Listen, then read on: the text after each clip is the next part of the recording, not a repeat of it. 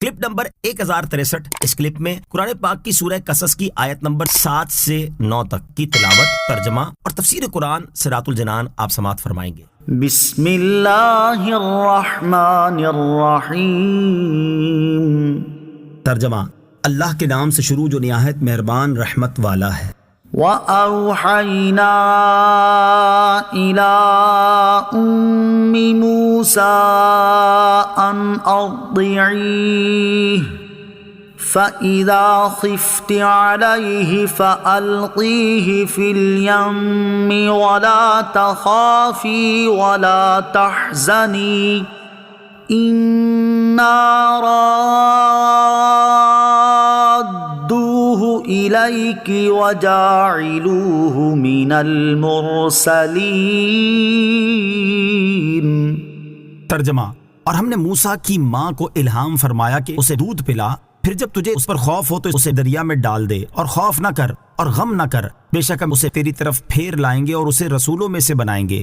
وَأَوْحَيْنَا إِلَىٰ أُمِّ مُوسَىٰ، اور ہم نے موسیٰ کی ماں کو الہام فرمایا۔ حضرت موسیٰ علیہ السلام کی والدہ کا نام یوحانذ ہے اور آپ لاوی بن یعقوب کی نسل سے ہیں۔ اللہ تعالیٰ نے انہیں خواب اور فرشتے کے ذریعے یا ان کے دل میں یہ بات ڈال کر الہام فرمایا کہ تم حضرت موسیٰ علیہ السلام کو دودھ پلاؤ، پھر جب تجھے اس پر خوف ہو کہ ہمسائے واقف ہو گئے ہیں، وہ شکایت کریں گے اور فرعون اس فرزند ارجمند کو قتل کرنے کے درپے ہو جائے گا، تو بے خوف و خطر اسے مصر کے دریائے نیل میں ڈال دے اور اس کے غرق ہو جانے اور ہلاک ہو جانے کا اندیشہ اور اس کی جدائی کا غم نہ کر، بے شک ہم اسے تیری طرف پھیر لائیں گے اور اسے رسولوں میں سے بنائیں گے۔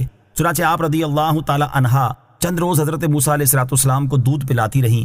اس عرصے میں نہ آپ علیہ السلام روتے تھے، نہ ان کی گود میں کوئی حرکت کرتے تھے، اور نہ آپ کی بہن کے سوا اور کسی کو آپ علیہ السلام کی ولادت کی اطلاع تھی۔ اور جب آپ کو فرعون کی طرف سے اندیشہ ہوا تو حضرت موسیٰ علیہ السلام کو ایک صندوق میں رکھ کر، جو خاص طور پر اس مقصد کے لیے بنایا گیا تھا، رات کے وقت دریائے نیل میں بہا دیا۔ اللہ تعالیٰ کے اولیاء کو بھی غیب کا علم عطا ہوتا ہے۔ اس سے معلوم ہوا کہ حضرت یوحانذ رضی اللہ تعالی عنہ کو یہ باتیں بتائی گئی تھیں۔ نمبر 1، حضرت موسیٰ علیہ السلام ابھی وفات نہ پائیں گے۔ نمبر 2، حضرت موسیٰ علیہ السلام کی پرورش وہ خود کریں گی۔ نمبر 3، حضرت موسیٰ علیہ السلام رسول بنائے جائیں گے۔ یہ سب مستقبل کی خبریں غیب کے علوم میں سے ہیں، اور اس سے معلوم ہوا کہ اللہ تعالیٰ کے اولیاء کو بھی غیب کا علم عطا ہوتا ہے۔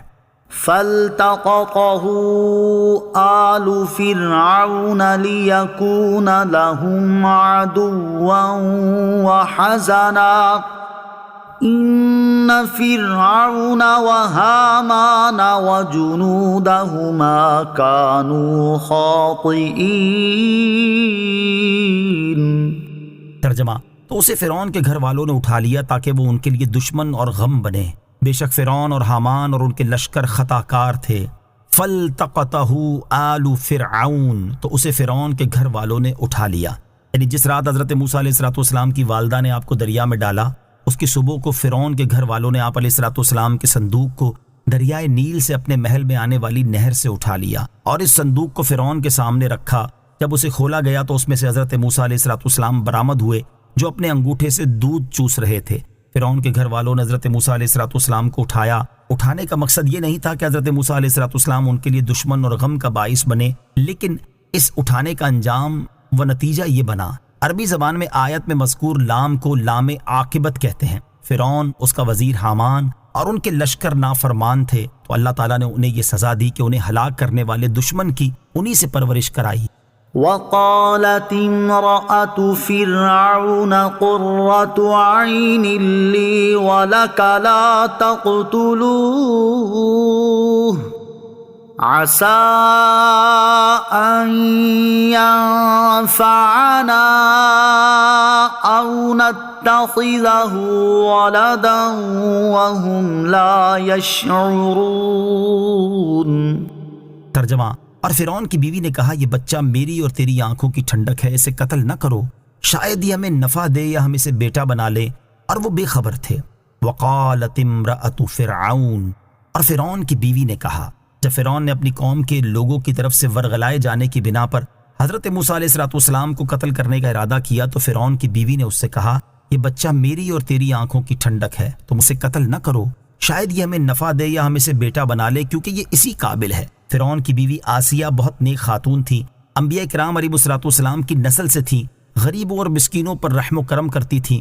انہوں نے فرعون سے یہ بھی کہا کہ یہ بچہ سال بھر سے زیادہ عمر کا معلوم ہوتا ہے اور تو نے اس سال کے اندر پیدا ہونے والے بچوں کے قتل کا حکم دیا ہے۔ اس کے علاوہ معلوم نہیں یہ بچہ دریا میں کس سرزمین سے یہاں آیا ہے، اور تجھے جس بچے کا اندیشہ ہے وہ اسی ملک کے بنی اسرائیل سے بتایا گیا ہے، لہٰذا تم اسے قتل نہ کرو۔ آسیہ کی یہ بات ان لوگوں نے مان لی، حالانکہ وہ اس انجام سے بے خبر تھے جو ان کا ہونے